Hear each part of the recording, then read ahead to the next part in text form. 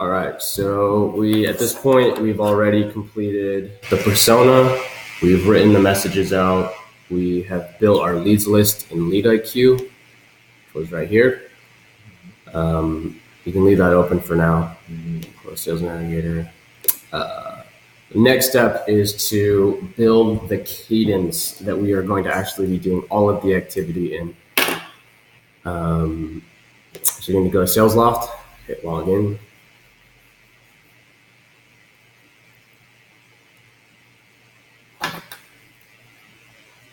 So when you're building cadences, we have a standard cadence that we build, and then it's really up to you to experiment with everything, because when you're working with these tools and you're trying to sell something, you have to always be in a constant state of experimentation. Do not be afraid to try things. Switch up the steps in the cadence, add different steps to it, because that's how you're going to find out what works and what doesn't. So from the home page, you can see it'll show you, what you have to do, show you some updates. What you can do is go up to the left tab and hit cadences, the little spaceship. It'll show you everything you have set up already right here. The top right, it says add cadence. So now we're going to start building out our cadence. So what you want to do is you want to keep your cadence names, your leads list names, you want them to all be uniform. So whatever we put for here, just copy and paste it literally into here. So it looks the exact same. So we know that this cadence has these leads in it. It's a lot easier for you to manage. You want to tap the top two. You don't this is just best practice that we always do.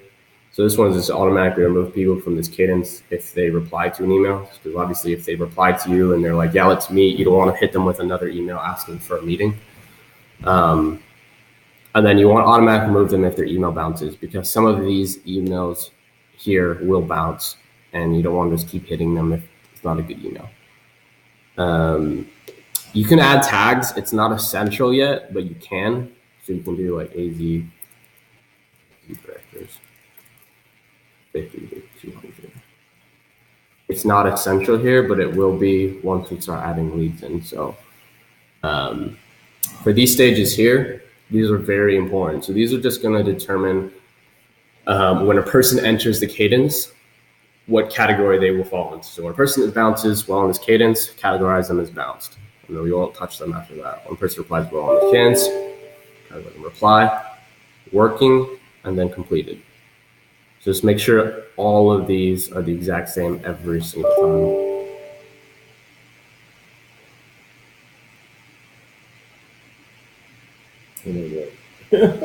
Good? Yeah. Got it? Yeah. Okay. So those are all the same. Yeah, make sure that those are all. And the top part was once again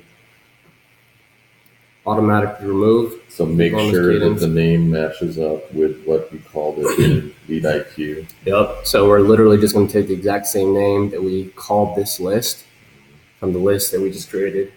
And we're going to call it the exact same thing here in the cadence in SalesLoft. I'm going to make sure these two are checked. Meaning that you don't need to bother with any of these. Mm-hmm. So, all right. So once we have all of these checked off, make sure that's all good. Hit save cadence.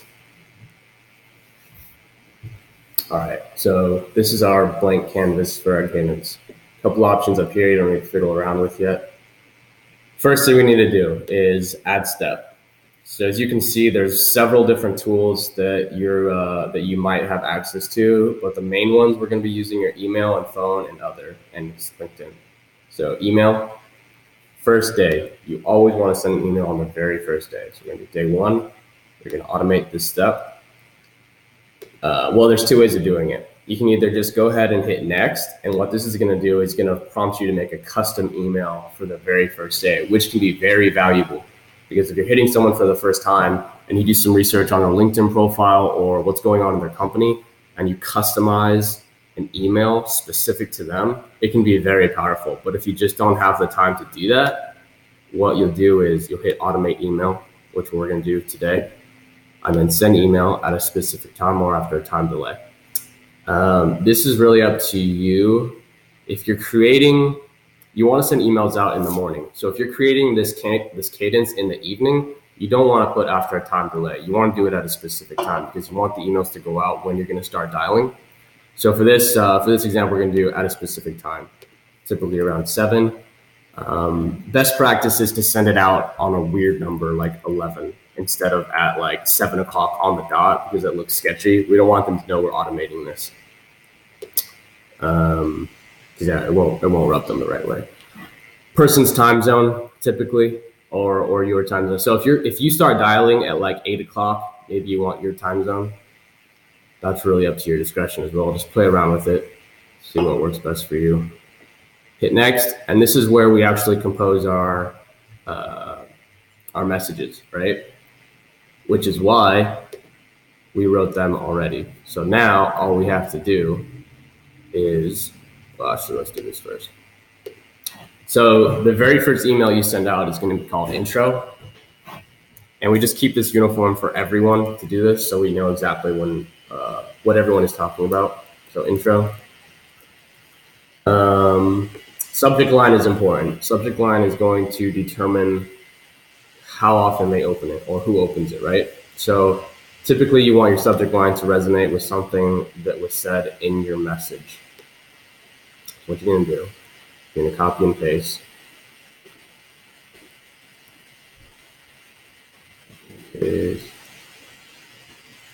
So remember, this email is going to go out to every single person on your leads list. So make it easier on yourself and make it custom. We're going to insert a dynamic field. And what this dynamic field allows you to do, it will automatically pull in a specific tag, first name, company name, title, whatever it is. So up here, we want to obviously address them by the first name right off the bat. And you can see over here, it says George. George is just like the sample name they put in there, but it lets you know that you will have their name. First name, put a comma because that looks professional, right? So then you can see that the entire email is here. And then you have to add a subject line because the subject line should resonate with whatever you put into your email.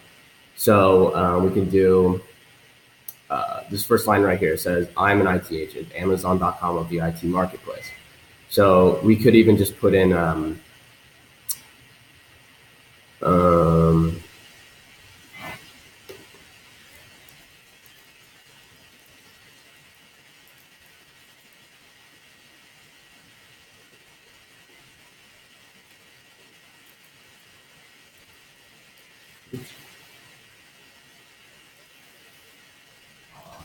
so what this is going to do is it's a subject line, but it has their first name in it.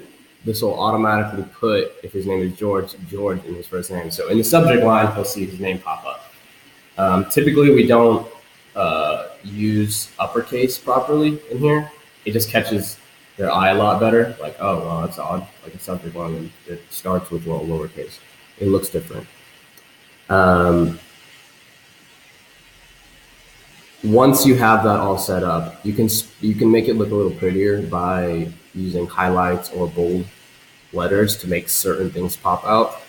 So I want to emphasize to him that this is particular to IT. Maybe I'll highlight or bolden IT. This specific line here, my job is to eliminate the hassle of trying to find the right IT solutions. I eliminate the hassle. Hassle is a big part. I do not replace the ability for you to work directly with the vendors. That is huge. So I will put like, I do not, or do not displace maybe. Again, there's no right way to do it. It's just whatever you feel is going to be like impactful to them. So typically this is kind of a long email. A minimalistic approach is usually better, but sometimes, obviously you just switch it up, figure out what works for you. And then what also I like to do is in your SalesLoft account, you can link your calendar up to it. So you can actually insert a calendar link right here. Say 15 minutes, John. Insert calendar link. So now all they have to do is, after you ask for the meeting, they can click your link and it will automatically take them to a page that shows your calendar, and they can set the meeting there themselves. Keep in mind, you can also edit this link. So instead of saying book 15 minutes with John, you can say like, click here to view my calendar or whatever, or click here to schedule a time that works for you, whatever. Insert link, and then it changes. It just looks better, right? So before you send it, always, always, always email yourself a preview. So this is going to go to whatever email you have linked up, whether it's Outlook, Gmail. Typically it's going to be Outlook, so I got to log into my Gmail.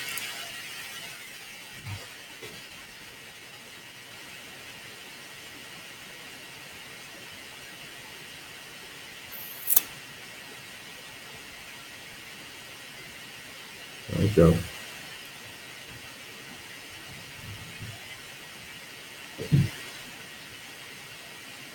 Okay, so that should be on YouTube now.